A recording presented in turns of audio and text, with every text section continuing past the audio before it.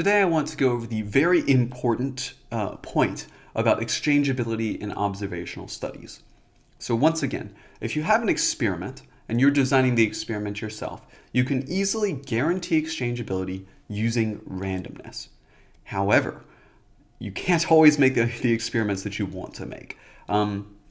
For example, if you wanted to measure whether going to college or maybe going to join and enlist in the army has an impact in your lifetime earnings, you can't necessarily randomly choose people to go in the army or not. I guess you could if you were like a mad dictator or something like that, but that would be very unfair. It would be violating a lot of people's rights, and no one would like that. And even if we did learn the true causal effect in the end, it would have been just sort of a terrible process. So, what do we generally do? So generally speaking, data scientists or decision scientists will turn to observational studies in order to figure this out. So they will look at war veterans and they will see their income versus people of a contemporary time period that were not war veterans and see which income is more, and based on that try to derive what the causal effect is. Now, we talked about before, the big problem here is that association is not always causation. However, if we can use our brains quite a lot, we can figure out how to believe something is exchangeable, even though we can't theoretically prove it. And this is why exchangeability is an assumption, generally. So let's say we're in the example where we're interested in studying veteran status, A, on some outcome, which is income, lifetime income.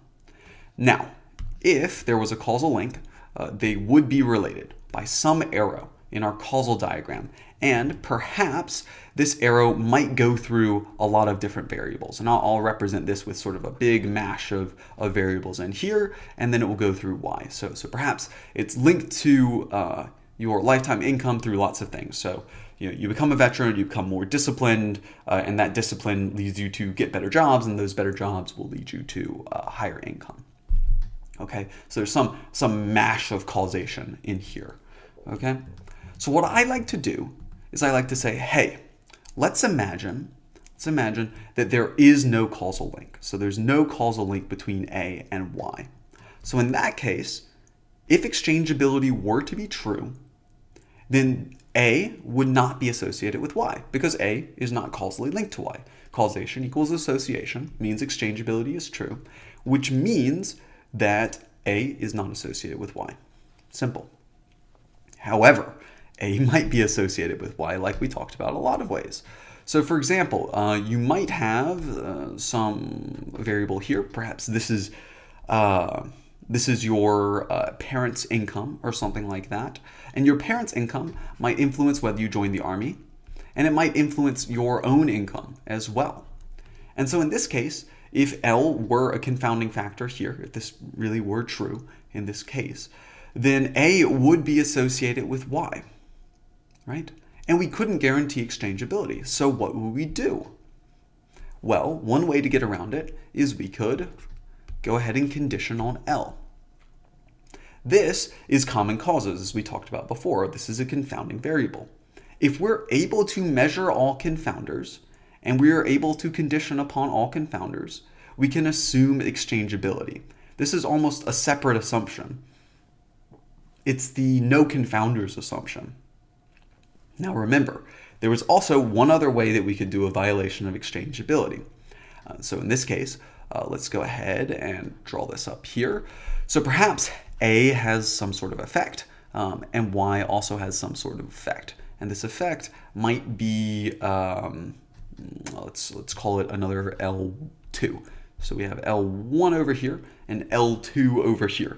So they have these common causes. Now this is fine. Remember, if we actually wrote this out, this would sort of look like A goes to L2, which also Y goes to L2 down here.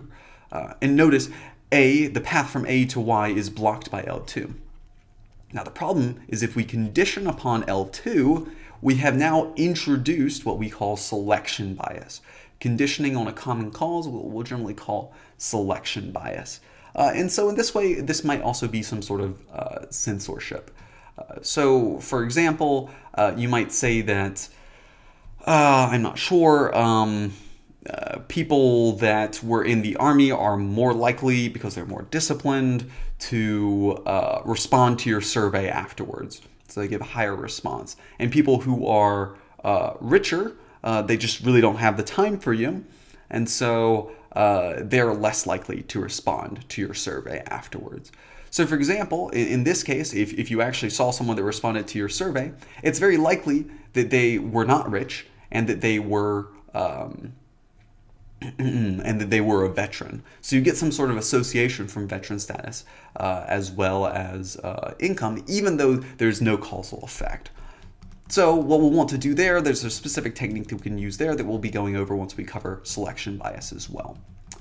Okay, so exchangeability in observational studies is possible as long as you can assume that there is no selection bias and no confounding. You can believe that the only way that A and Y are associated is through the actual causal effect, and thus association equals causation. Okay, I hope this was good. Please comment below if you've got any questions. I would be happy to explain.